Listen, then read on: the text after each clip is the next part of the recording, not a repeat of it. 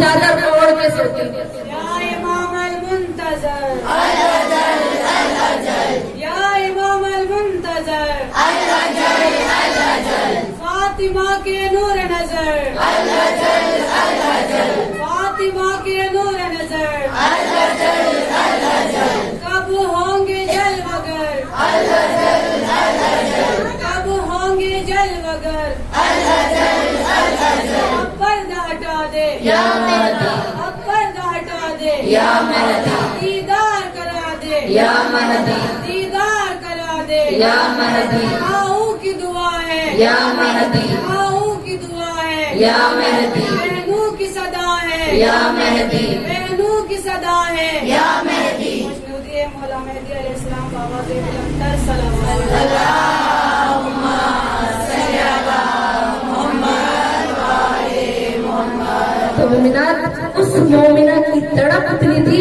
کہا کہ مجھے ٹائم نہ لگے کہ جب مولا کا ظہور ہو تو میں وہ ٹائم بھی ضائع کر دوں اور چادر اوڑھنے لگ جاؤں، اس لیے میں سارا دن چادر اوڑھ کے سوتی تھی۔ تو مومنات، وہ تڑپ ہمیں بھی ہونی چاہیے، وہ محبت جو ہمارے زبانوں تک محدود ہے، وہ محبت کہ جو ہمارے لبوں تک محدود ہے، ہمارے ہونٹوں تک محدود ہے، وہ محبت نہ رہے، بلکہ امام زمانہ کی محبت ہمارے دل میں جاگزین ہو۔ اگر اجر رسالت اجر مودت ہے تو وہ اہل بیت سے محبت ہے۔ تو مومنات، امام زین العابدین علیہ السلام کا تذکرہ کر رہی تھی۔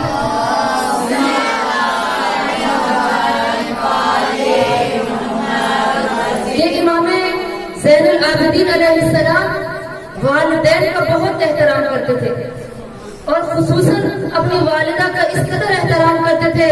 آپ نے پہلے دن میں نے مجلس میں بیان کیا تھا کہ امام کی والدہ جو تھی وہ اس وقت یا ان کی ولادت کے بعد یا 10 دن کے بعد روایت ملتی ہے کہ اس دنیا سے رخصت ہو چکی تھی۔ کہا ان کی ماں کے ساتھ کبھی کھانا نہیں کھاتے تھے، جب بھی امام کے سامنے کھانا رکھا جاتا اور ان کی ماں دسترخوان پر آتی تو امام ماں کے ساتھ کھانا نہیں کھاتے تھے۔ ایک دن کسی نے سوال کیا، یا رسول اللہ، آپ معصوم ہیں، آپ تربیت یافتہ ہے، آپ ہم لوگوں کے لیے الگو ہے، ہمارے لیے آئیڈیل ہے، اور ان خاران یا ان میری ماں بہنوں کے لیے کہ ہم جیسے جو اپنے والدین کا احترام نہیں کرتے، اور سیرت سجاد کا چونکہ ہمارا ٹاپک موضوع یہ ہے، اب ان کے لیے نتیجہ یہ نصیحت ہے مولا کی۔ مولا نے فرمایا کہ دسترخوان پر جب میری ماں آتی ہے نا، اور ایسا نہ ہو میں دسترخوان پہ ماں کا احترام کرتا ہوں لیکن میں شرمندہ ہو جاؤں گا، کہ ایسا نہ ہو جس کھانے کی طرف میری ماں کا ہاتھ بڑھ رہا ہو اور میرا ہاتھ بھی اس کھانے کی طرف بڑھ جائے تو مجھے شرمندگی محسوس ہوگی۔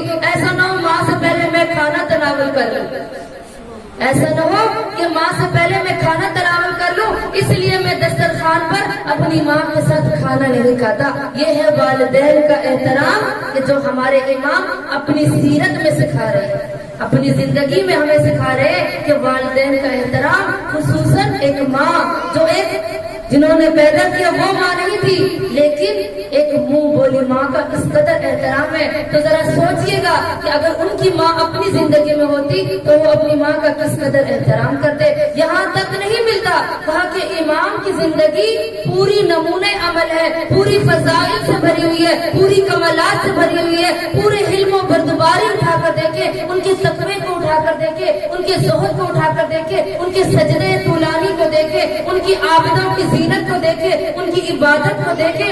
کہاں فرشتے بھی ناز کرتے تھے کہ جب زین العابدین علیہ السلام نماز کے لیے کھڑے ہو جاتے تھے۔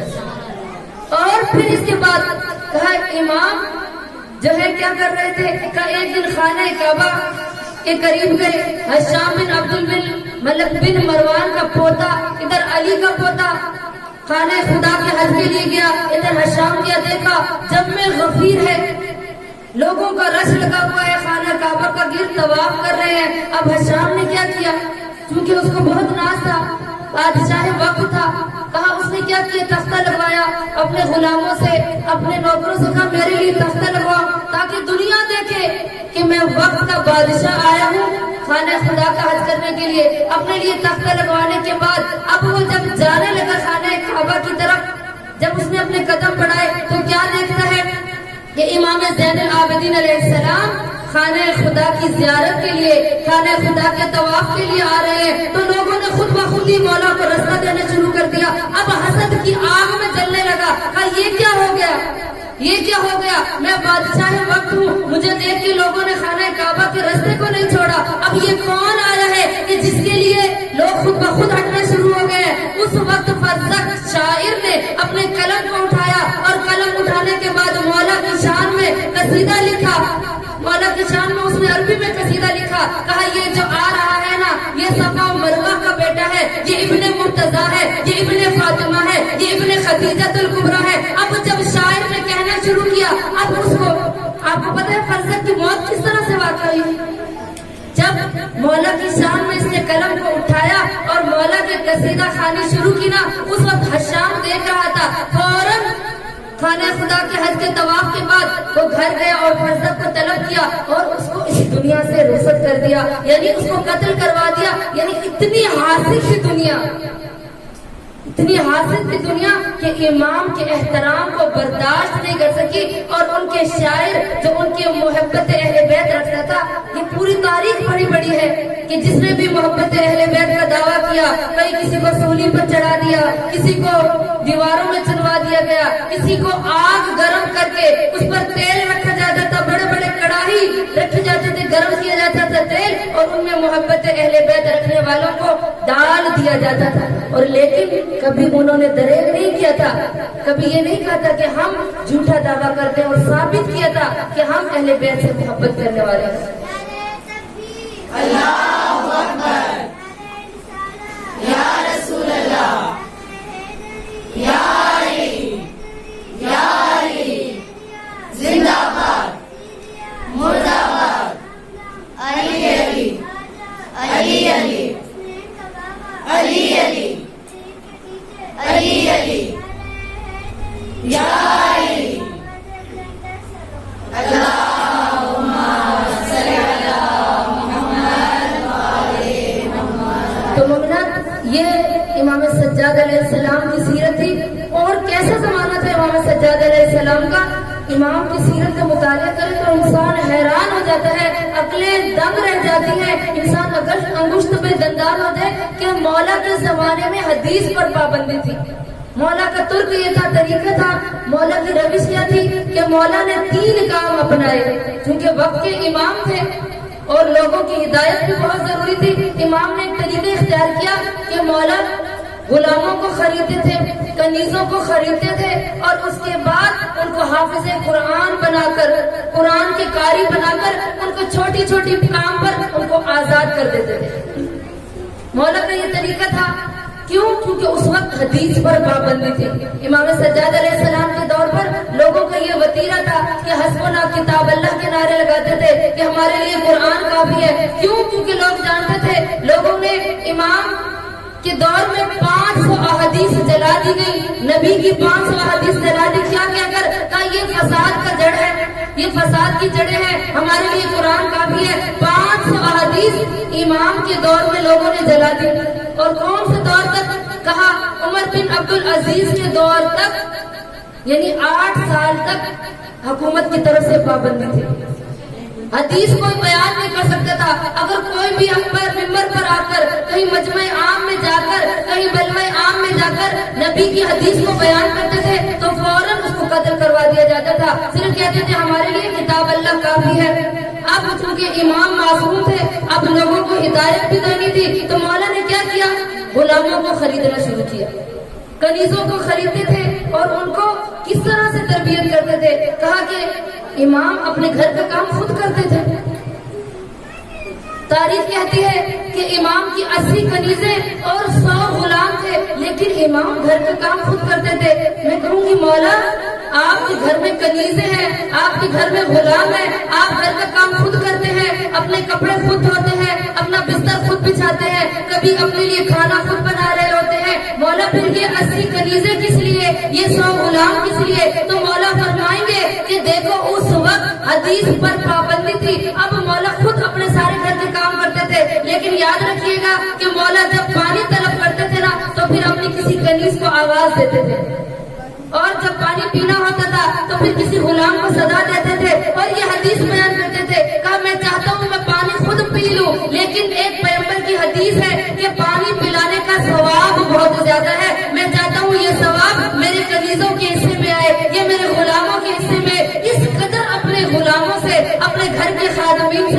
گھر کے نوکروں سے محبت کرتے تھے اور حدیث بھی بیان کر رہے ہیں، حدیث بھی بیان کر رہے ہیں کہ پانی پلانے کا اجر اتنا ہے، پانی پلانے کا ثواب اتنا ہے، اس لیے میں اپنے غلاموں کو کہتا ہوں کہ میرے لیے پانی لے آؤ۔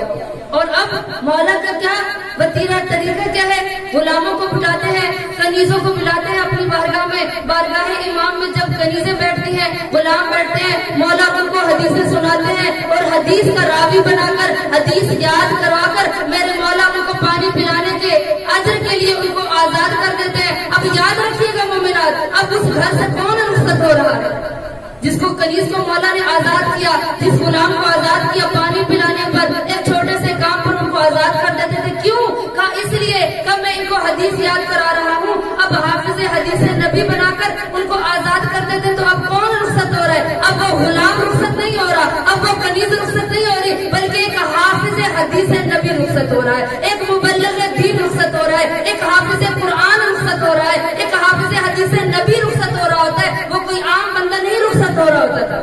نعرہ تکبیر، اللہ اکبر، نعرہ رسالت، یا رسول اللہ، نعرہ حیدری، یا علی، حیدری، یا علی، چمن چمن گلی گلی، علی علی علی علی، نگر نگر گلی گلی، علی علی علی علی، نعرہ حیدری، یا علی، خوشنودی آل محمد بلند تر صلوات، اللہم صلی علی اب جب شروع ہوئی پابندی عمر بن عبدالعزیز کے زمانے سے، اور کب تک کہ ہمارے اہل سنت کے ایک امام ملتے امام بخاری، امام نسائی کو کیسے شہید کروایا گیا؟ کہا امام نسائی جو ہے احادیث کو بیان کرتے تھے، حدیث نبی کو بیان کرتے تھے، تو کیا ہوا؟ کہا ان کو اتنے کوڑے مارے گئے کہ یہ چند دن علیل رہے، بستر بیماری پر رہنے کے بعد اس دنیا سے رخصت ہو گئے۔ یعنی یہ کون کروا رہا تھا؟ یہ حکومت وقت پیسہ خرچ کر رہے تھے، حکومت کی مشینری کام کر رہی تھی، حکومت ملک کے لوگ پیسہ دے کر، سپاہیوں کو پیسہ دے کر تیار کرتے تھے۔ اس وقت کے حاکم نے تیاری کی ہوئی تھی، پوری تیاری کی تھی کہ حدیث نبی کوئی بیان نہ کرے۔ کہیں بھی اگر آپ کو مجمع میں کوئی ملے، کہیں گھر میں کوئی حدیث نبی کو بیان کرے تو فوراً اس کو کوڑے مارو، اس کو مار دو، اس دنیا سے اتنا اس کو مارو کہ وہ اس دنیا سے چلا جائے۔ امام نسائی اسی طریقے سے اس دنیا سے رخصت ہو گئے۔ اب دیکھیے کہ اب جب حدیث پر پابندی تھی، امام نے یہ طریقہ اختیار کیا، اب ایک مبلغ دین بنا کر، ایک حافظ حدیث بنا کر نبی کی حدیثوں کو یاد کرواتے تھے اور کنیزوں کو آزاد کر دیتے تھے، غلاموں کو آزاد کر دیتے تھے۔ کیوں؟ کہا کہ اس لیے کہ اب میں ان کو مبلغ نبی بنا کر بھیج رہا ہوں، اب ان کو مبلغ دین بنا کر بھیج رہا ہوں، اب ان کو میں مبلغ اسلام بنا کر بھیج رہا ہوں۔ اب یہ جہاں بھی جائیں گے تو مجھے اس بات کا یقین ہے کہ انہوں نے میری بارگاہ سے حدیث نبی کو یاد کیا ہے۔ اب یہ جہاں بھی جائیں گے نا تو ہر بات پر نبی کی حدیث کو سنایا کریں گے، تو یقیناً حسبنا کتاب اللہ والے کہنے والے جو حسبنا کتاب اللہ کا نعرہ لگاتے تھے، جو کہتے تھے ہمارے لیے قرآن کافی ہے، اور حدیث نبی کو انہوں نے ایک طرف رکھ دیا تھا۔ اب یہ جب ہر بات پر حدیث سنائیں گے تو خدا کے نبی کی حدیثیں لوگوں کو یاد ہونا شروع ہو جائے گی۔ یہ طریقہ امام سجاد علیہ السلام کا تھا۔ دوسرا طریقہ جو میرے مولا نے اپنی زندگی میں اختیار کیا، ادعیہ کے ذریعے، دعاؤں کے ذریعے۔ یہ صحیفہ کاملہ میں کیا ہے؟ صحیفہ کاملہ میں مولا کی دعائیں ہیں، صحیفہ سجادیہ، یہ زبور آل محمد، یہ صحیفہ انجیل جس کو اخت قرآن کا نام دیا گیا، کہ جو قرآن اور نہج البلاغہ کے بعد سب سے بڑی کتاب یہ صحیفہ کاملہ ہے۔ اس میں کیا ہے؟ یہ صرف دعائیں ہیں مولا کی، جو میرے مولا نے ہم لوگوں کو ڈھنگ سکھایا ہے، ہم لوگوں کو سلیقہ سکھایا ہے، اللہ کی بارگاہ سے مانگنے کا طریقہ سکھایا ہے کہ مولا کیونکہ حدیث پر پابندی تھی، حدیث تو بیان نہیں کر سکتے تھے، مولا دعاؤں کے ذریعے لوگوں کو اپنے قریب کرتے تھے۔ بعد از واقع کربلا مولا نے صحیفہ سجادیہ کو لکھا تو مولا کیا کرتے تھے؟ جو لوگ ان کی بارگاہ میں آتے تھے، جو ان کی کنیزیں تھیں، جو ان کے غلام تھے، یا کوئی مسئلہ پوچھنے کے لیے آتا تھا، کوئی مسئلہ شریف پوچھنے کے لیے آتا تھا، یا مولا کی بارگاہ میں مولا کو سلام کرنے کے لیے آتا تھا، تو مولا اس کے لیے دعا کرتے تھے۔ یہ دعاؤں کا مجموعہ ہے صحیفہ سجادیہ، کہ ادعیہ کے ذریعے، دعاؤں کے ذریعے سے میرے مولا نے لوگوں کو اپنے قریب کرنا شروع کیا۔ ہر بندے مومن کو قریب کرتے تھے۔ کوئی دعا منگوانے آتا تھا کہ مولا ہمارے لیے دعا کرے، تو مولا اس کے لیے دعا کرتے تھے. کوئی قیدی ہے تو اس کی رہائی کے لیے دعا, اگر کوئی بیمار ہے تو اس کی بیماری کے لیے دعا, اگر جمعے کا روز ہے تو جمعے کی دعا, اگر کوئی مشکل میں ہے تو مشکل کی دعا. ذرا کھولیے گا صحیفہ سجادیہ کو کہ یہی ساری دعائیں میرے مولا نے لوگوں کے لیے جو مانگی ہے, لوگوں کو طریقہ سکھایا, اس کے طریقے اللہ کے قریب کر رہے ہیں. دیکھیں وقت کے امام اس طریقے سے دعاؤں کے ذریعے سے لوگوں کو کس کے قریب کر رہے ہیں, اللہ کے قریب کر رہے ہیں. اسی لیے کہا, ایک راوی مدینے کا ہے کہ جس کا غالباً میرے نام جو ذہن میں آ رہا ہے سعید ابن مسیب اس کا نام آتا ہے, سنی راوی ہے. وہ کہتا ہے میں نے ایک دن حاجت تھی, کہا میں مدینہ میں گیا اور جا کر رسول کے روزے پر دعا مانگنے لگا, کیونکہ مدینے میں قحط سالی تھی, سب لوگ آ کر دعائیں مانگ رہے تھے. مدینہ تو رسول میں آ کر رسول کے روزے پر دعا مانگ رہے تھے. میں نے کہا کہ میں بھی جا کر دعا مانگتا ہوں, یہ قحط سالی ختم ہو جائے کہ یا اللہ بارش کو بھیج, اپنی رحمت کو نازل فرما. کہا 3 دن لگاتار مدینے کے لوگ رسول کے روزے پر آتے, دعا مانگ کر جاتے تھے, دعا قبول نہیں. کہا ایک دن ایک شخص آیا کہ جو رسول کے روزے پر بیٹھ کر کہتا ہے کہ یا اللہ تجھے میرے امام کا واسطہ, یا اللہ تجھے میرے امام کا واسطہ بارش کو مدینے میں نازل فرما. کہا ابھی اس کے ہاتھ نیچے نہیں ہوئے تھے کہ دیکھا کہ میں نے آسمان پر بادل امڈ آئے ہیں, کہ گہرے نیلے بادل آئے ہیں اور بارش میں نے برسنا شروع کیا. کہا میں پریشان ہو گیا, یہ شخص کون ہے؟ ہم 3 دن سے دعا مانگ رہے ہیں, دعا قبول نہیں ہو رہی. یہ شخص آیا اور فوراً کہ یا بار الہ, میں تجھے اپنے امام کا واسطہ دیتا ہوں, اپنے آقا کا واسطہ دیتا ہوں, مدینے میں بارش کو نازل فرما. اور اللہ نے اس کی دعا قبول کر لی. وہ شخص کہتا ہے, وہ راوی کہتا ہے میں فوراً باہر گیا, دیکھوں تو صحیح یہ غلام آیا کہاں سے ہے, یہ شخص کہاں سے آیا ہے کہ جو اتنا مجیب الدعوات ہے, میں اسے اپنی بارگاہ میں, اللہ کی بارگاہ میں اپنے لیے کوئی دعا منگوا لوں. کہا میں گیا, اس کے پیچھے میں نے دیکھا کہ وہ محلہ بنی ہاشم میں جا رہا ہے.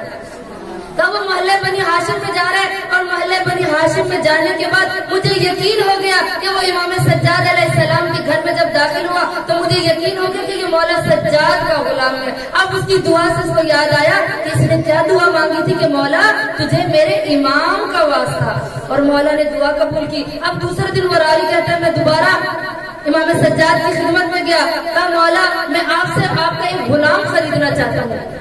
مولا فرماتے ہیں تمام غلاموں کو حکم دیا کہ آ جاؤ. تمام غلام درگاہ امام میں اکٹھے ہو گئے, بارگاہ امام میں اکٹھے ہوئے. کہا مولا وہ غلام نظر نہیں آ رہا, جو میں طلب کرنا چاہتا ہوں وہ غلام نظر نہیں آ رہا. مولا فوراً سمجھ گئے امام تھے, وقت کے امام ہو, امام ہوتا ہی وہ ہے کہ جو دیکھنے سے پہلے سمجھ جاتے ہیں کہ یہ بندہ مجھ سے کیا طلب کر رہا ہے. اب وہ شخص جب آخر میں آیا اور کہا کہ مولا میں اس غلام کو آپ سے خریدنا چاہتا ہوں. اب جب غلام نے سنا کہ مولا مجھے اس کے شخص کے ہاتھوں میں بیچ رہے ہیں, مجھے رخصت کرنے لگے ہیں, تو فوراً اپنے ہاتھوں کو بلند کیا کہ یا بار الہ, یا بار الہ, مجھ غلام کا تیرے ساتھ وعدہ ہے کہ میں نے تجھ سے یہ وعدہ کیا ہے کہ یا بار الہ جب تک میری زندگی رہے گی میں اپنے امام زین العابدین کی خدمت کروں گا. کہ مولا میں تو نہیں چاہتا کہ میں اس کے ساتھ اس جگہ سے چلا جاؤں, مولا میں نے تو آپ سے وعدہ کیا تھا, اللہ میں نہیں چاہتا کہ میں اپنے امام کی بارگاہ کو چڑھوں. کہا ابھی اس کے ہاتھ نیچے نہیں ہوئے تھے کہ اس پر لرزہ طاری ہوا, تڑپ کر وہ اس دنیا سے چلا گیا.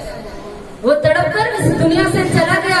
اور جب وہ غلام چلا گیا نا, اب وہ راوی سعید ابن مسیب جو سنی راوی ہے, جو اس غلام کو خریدنے کے لیے آیا تھا, وہ کہتے ہیں کاش میں اس کو نہ مانگتا تو یہ مولا کی اور خدمت کر لیتا. اور کہا کاش میں اس مجیب الدعوات غلام سے اپنے حق میں دعا مانگتا. میں کہتی ہوں کہ اگر تو اس غلام کے پیچھے جا رہا تھا, یعنی ہم جیسے ہم لوگ اس چیز کو پکڑ لیتے ہیں, لیکن جو چیز جس ہستی نے ہمیں دی ہو ہم اس ہستی کی طرف رخ نہیں کرتے کہ اب وہ مانگتا تو مجیب الدعوات امام سے مانگتا, امام کو واسطہ دے کر اللہ کی بارگاہ میں مانگتا, تو کیا اللہ سب عطا نہیں کرتا. تو مومنات, امام اپنے دور کے لوگ بھی جو تھے وہ اس وقت بھی امام کا وسیلہ دے کر دعا مانگتے تھے, اور ہم بھی امام کے چلنے پر تھے. یہ مولا کا طریقہ تھا. اب دامن وقت میں اتنی گنجائش نہیں کہ مولا کا تیسرا طریقہ جو بعد از واقع کربلا میرے مولا نے روش اختیار کی, انشاءاللہ کل آخری مجلس ہے اس میں بیان کروں گی کہ مولا بعد از واقع کربلا کن کاموں کو انجام دیتے تھے, اور پورے 5 دن کی مجلس کا کل نچوڑ ہم نے بیان کرنا ہے تاکہ آپ لوگوں کے علم میں اضافہ ہو. کل آخری طریقہ میں بیان کروں گی کہ امام سجاد نے زندگی کس طرح سے گزاری ہے. صلوات پڑھیں بر محمد والے.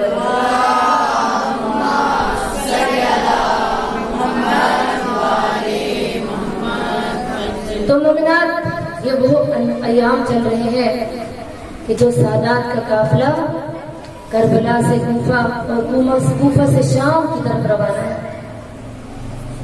جو مومنات شام کی زیارت جنہوں نے بائی روڈ کی ہے، وہ مومنات اس بات کی شاہد ہے، گواہی دے گی کہ شام کی جو زمین ہے وہ پتھریلی ہے، نوکدار زمین ہے.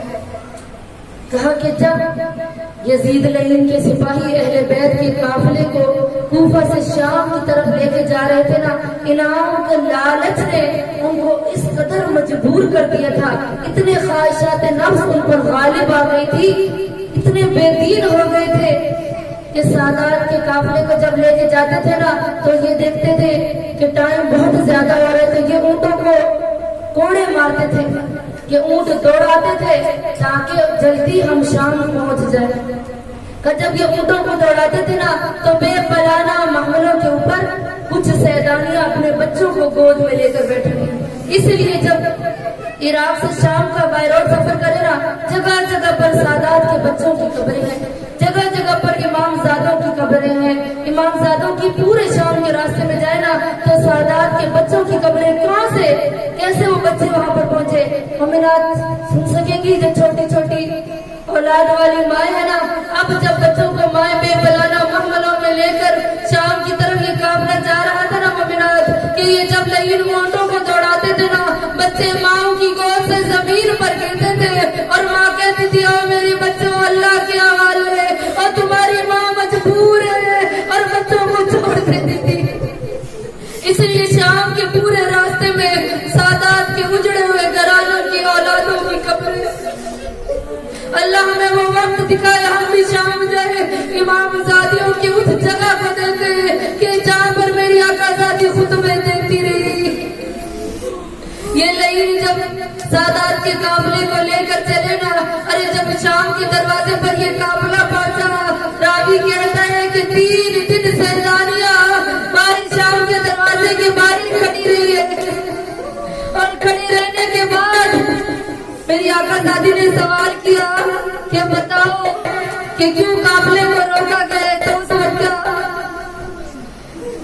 شمر نے جواب دیا کہ اس لیے قافلے کو روکا گیا ہے، ابھی تک شام کا بازار کو سجایا نہیں گیا ہے، ابھی تک لوگوں کے اندر عید کی منادی نہیں کی گئی ہے، اس لیے اب اس نے خبر دی ہے، ابھی یزید نے اعلان کیا ہے کہ شام میں کوئی بھی خاتون، کوئی بھی بچی، شام کی کوئی بھی بوڑھی، شام کی کوئی بھی مرد و زن اپنے گھر میں نہ بیٹھے، بلکہ بازاروں میں سجایا جائے. بازاروں کو، پورے بازاروں کو شام کی طرح سجایا گیا. اور کس طرح سے سجایا گیا؟ دلہن کی طرح پورے بازار شام کو سجایا گیا.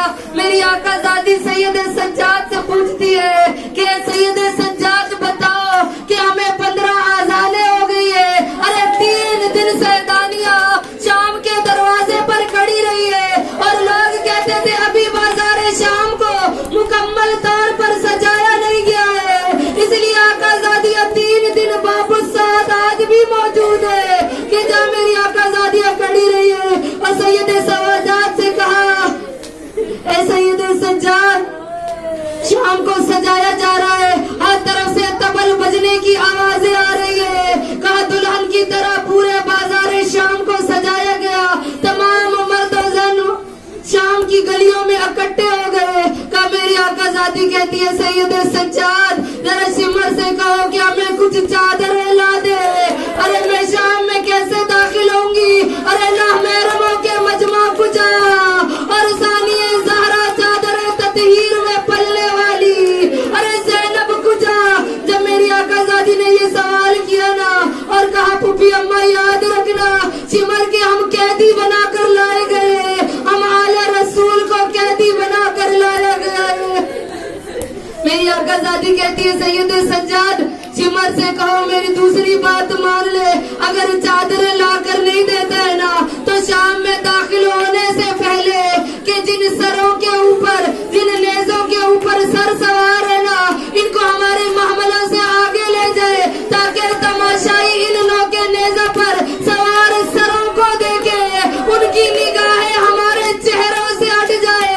और मैं ज़ैनब बेरिदा और शाम के बाजारों में कैसे दाखिल होंगी। शिमर ने जब ये सुना ना कि आका ज़ाती ने ये क्या कहा है तो मोमिनात सुनेंगी अज़ादारों, अरे दिल तड़प कर कलेजा मुंह को आता है।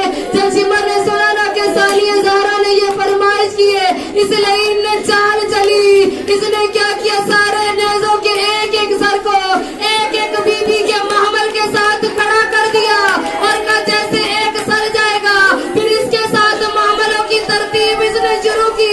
अब किस तरह आले रसूल का उजड़ा हुआ काफिला, मेरी आकाज़ादियों का काफिला शाम में दाखिल हुआ।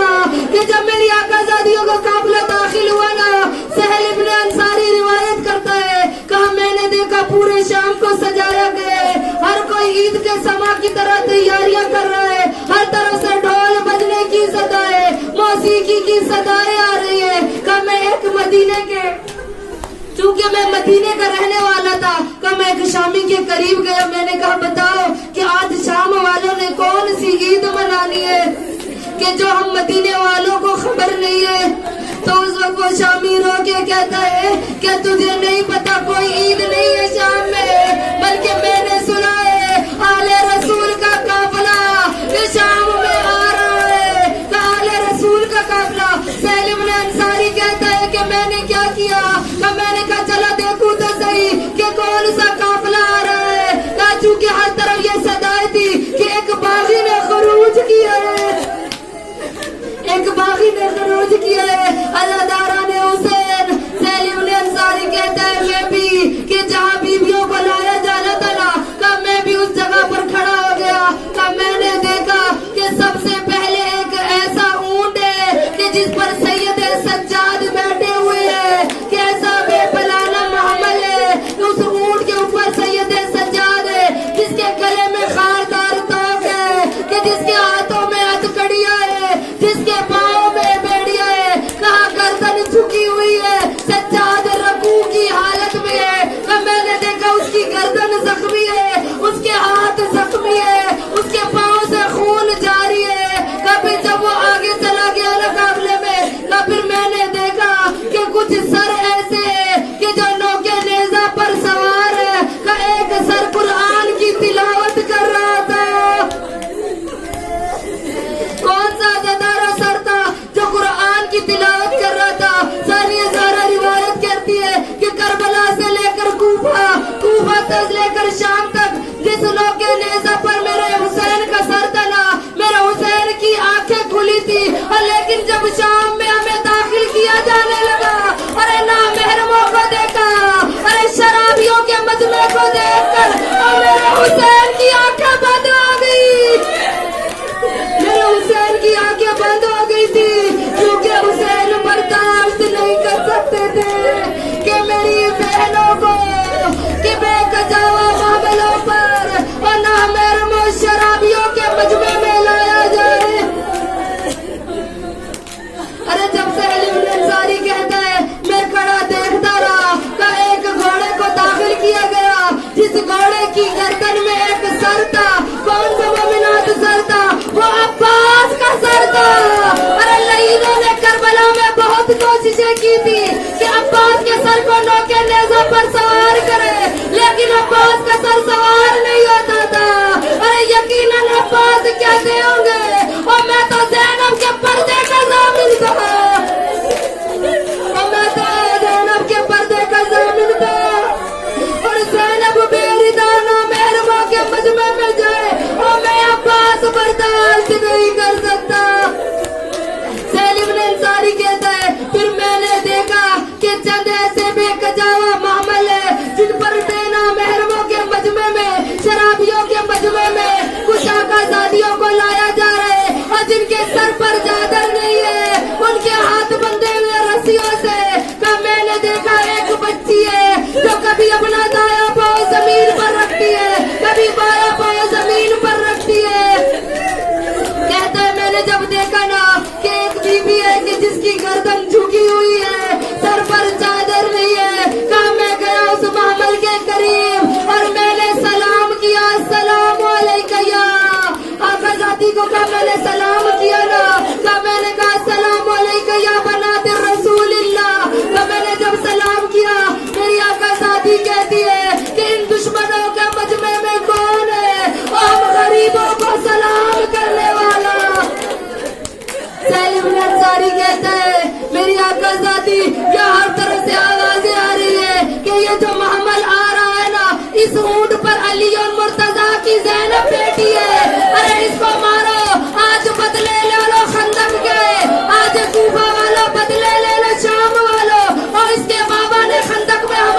बाप को मारा था, और खैबर में हमारे दादा को मारा था।